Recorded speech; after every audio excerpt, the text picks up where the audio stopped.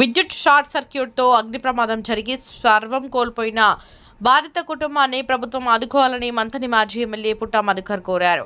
మంథని మండలం గుంజపడుగు గ్రామంలో విద్యుత్ షార్ట్ సర్క్యూట్తో దగ్ధమైన శివశంకర్ కిరాణా దుకాణంను ఆయన పరిశీలించి బాధితుడు ఊదరి శివశంకర్ కుటుంబాన్ని ఆయన పరామర్శించి ప్రమాదం జరిగిన తీరును తెలుసుకున్నారు. ఈ సందర్భంగా ఆయన మాట్లాడుతూ ప్రమాదవశాత్తు జరిగిన అగ్ని ప్రమాదంలో జీవనాధారణమైన కిరాణా దుకాణంలోని సామాన్లు వస్తువులు కాలి బూడిదయ్యాయని ఆయన ఆవేదన వ్యక్తం చేశారు. ఆధారం కోల్పోయిన బాధితుడికి సాయం అందించి ఆదుకోవాల్సిన బాధ్యత ప్రభుత్వంపై ఉందన్నారు. ఈ ప్రమాదంపై అధికారులు స్పందించి ప్రభుత్వ పరంగా ఆదుకునే విధంగా చర్యలు తీసుకోవాలని ఆయన కోరారు.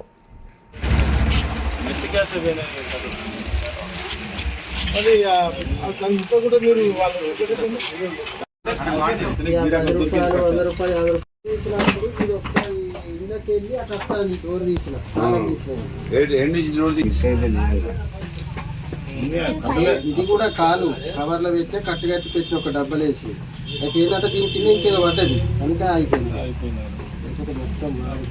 ఈ రిపోర్ట్ పెట్టి చేస్తే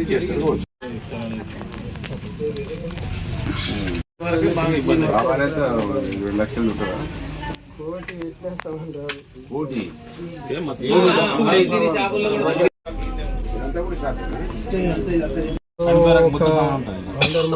₹1,00,000 దాకా బయట కూడా డిస్పెచ్చిన వచ్చిన వాళ్ళని వెళ్ళగొట్టబట్టి అక్కడ పైసలు ఇచ్చినా చెప్పని చేస్తాను.